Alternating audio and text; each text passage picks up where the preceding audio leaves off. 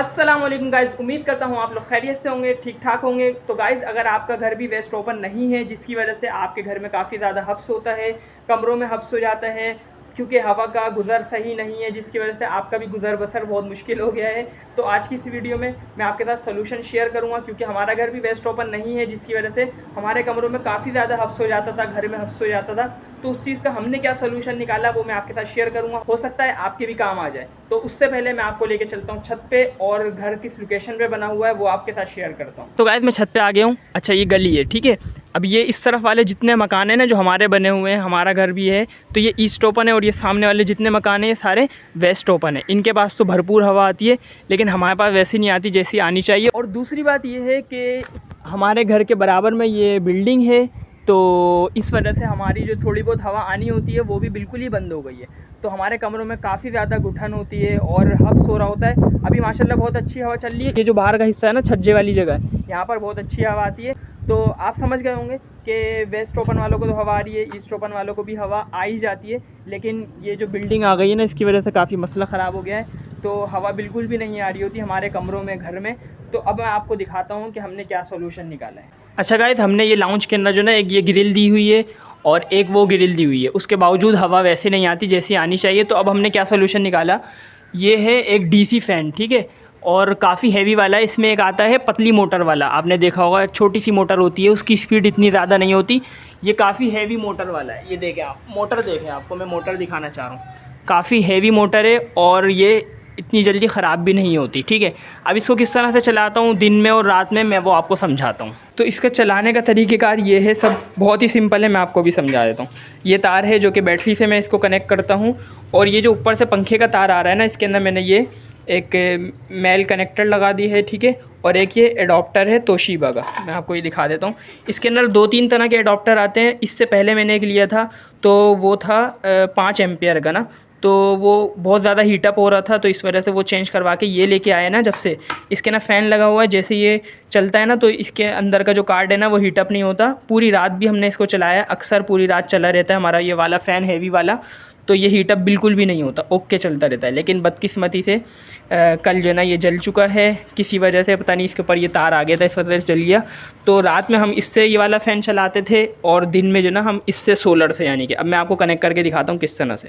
تو guys simply یہ جو یہ تار ہے نا یہ میں بیٹری پہ جو چلاتا ہوں، تو یہ بیٹری پہ کنیکٹ کر دیتا ہوں، پلس کو پلس پہ لگا دیا اور مائنس کو مائنس پہ لگا دیا۔ میں آپ کو صرف اسپیڈ دکھانا چاہ رہا ہوں کہ اس کی اسپیڈ کتنی ہے اس پنکھے کی۔ آ جائیں اوپر آ جائیں، یہ دیکھیں یہ تیار ہے۔ اب یہ میں نے ایک طرف نشان لگا دیا تاکہ پلس مائنس چینج نہ ہو، ادھر بھی نشان لگا دیا۔ اب یہ آپ صرف اسپیڈ دیکھے گا پنکھے کی، صحیح ہے، یہ 1 2 3۔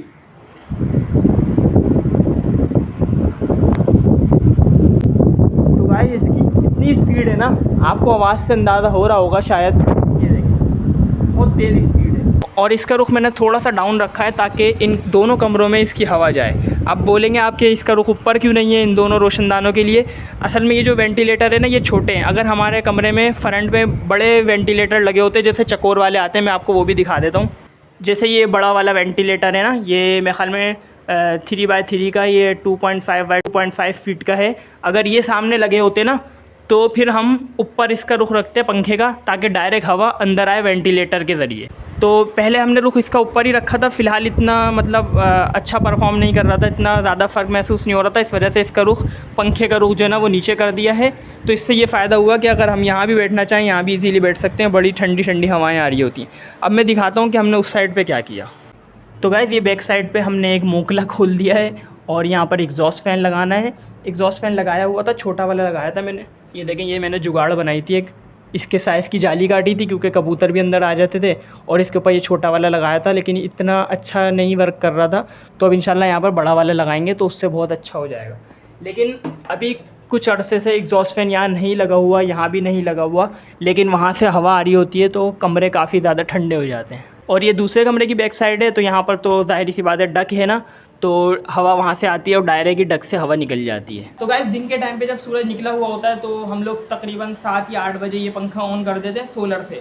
سولر سے ہم نے آؤٹ پٹ اس کا یہاں سے نہیں دیا کیونکہ یہ ہیوی لوڈ ہے، کافی زیادہ یہ جو نا ایمپیئر لیتا ہے، اس وجہ سے ہم نے اس کو ڈائریکٹ بیٹری سے کنیکٹ کیا ہے तकरीबन 4-5 बजे तक ये बैटरी से चलता रहता है। उसके बाद हम क्या करते हैं वो मैं बताता हूँ आपको। उसके बाद हम ये करेंगे कि हम यहाँ से इसको डिस्कनेक्ट कर देंगे, ठीक है, और इसको यहाँ से निकाल देंगे, ठीक है। और ये जो हम एडाप्टर लेके आए हैं, ये अगर आपको लेना हो तो ये आप भी ले सकते हैं, ये अच्छी तरह देख लें, ठीक है। तोशिबा लिखा हुआ है, लेकिन स्टिकर लगाने में कितनी देर लगती है, मैं भी 2 रुपये का स्टिकर प्रिंट करवा के किसी पे भी लगा दूँ तो मुझे नहीं लगता ये ओरिजिनल तोशिबा है। बहरहाल जो भी है सही चल रहा है, फ़िलहाल चल रहा था। अच्छा भाई, इसको हमने यहाँ से कनेक्ट किया। रात के टाइम पे अक्सर ऐसा होता है कि हफ्स हो रहा होता है ना, तो पूरी रात हम लोग चला के छोड़ देते हैं इसी डिवाइस से, ठीक है।